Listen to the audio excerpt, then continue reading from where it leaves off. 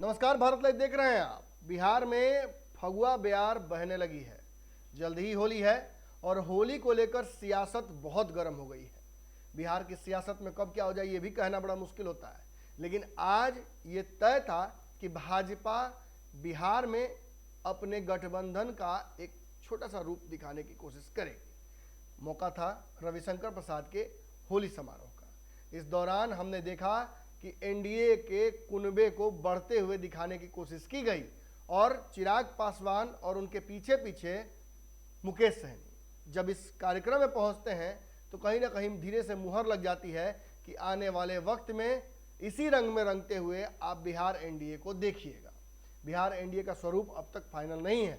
बहुत सारे दलों से एक साथ भाजपा बातचीत कर रही है, लेकिन इस बीच सीटों के नेगोशिएशन को लेकर मामला अटका हुआ है और समीकरण फंसा हुआ है।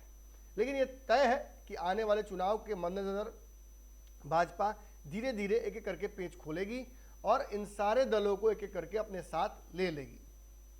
एक दल और है जो बिहार में तुरंत ही बना है और एनडीए की भाषा बोल रहा है। यहां तक कि सुशील मोदी ने एक बड़े मन से बात कह दी थी कि अब तो उपेंद्र कुशवाहा हमारी बड़ाई करने लगे हैं।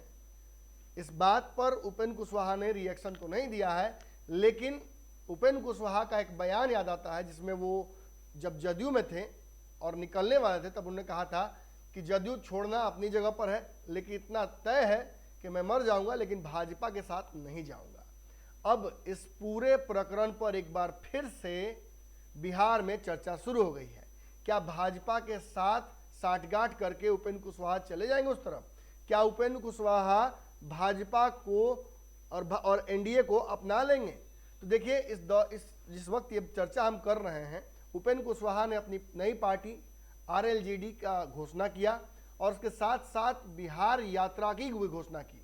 उन्होंने बताया कि पूरे बिहार में वो घूमने जा रहे हैं और घूम घूम कर जनता को एक नमन यात्रा के माध्यम से संपर्क करने वाले हैं और वो बताने जा रहे हैं कि किस तरीके से जो जंगल राज है उसको फिर से नीतीश कुमार लेकर आ गए हैं।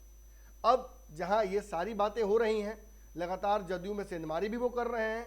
इसी दौरान जब पत्रकारों ने उनसे बातचीत की तो उनके मुंह से आज फिर वो बात निकल गई जिसकी वजह से भाजपा की मिट्टी पलित हो सकती है। उन्होंने अपने कार्यक्रम के दौरान ये बात कह दी कि उन्होंने कि मैं मर जाऊंगा लेकिन भाजपा के साथ नहीं जाऊंगा।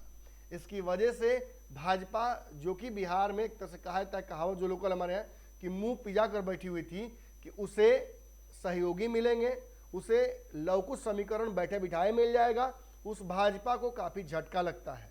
जहां एक तरफ वो अपनी यात्रा पे हैं, वहीं बिहार में जो आज होली मिलन समारोह हुआ है रविशंकर का, उसमें भी उनकी मौजूदगी नहीं थी।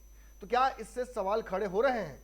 क्या इससे ये स्थिति स्पष्ट हो रही है कि उपेंद्र कुशवाहा न एनडीए न महागठबंधन बल्कि अपनी राजनीति करेंगे, जैसा कि पिछले चुनाव में तीसरे मोर्चे के तहत उन्होंने किया था? इस सवाल के साथ आपको छोड़े जाते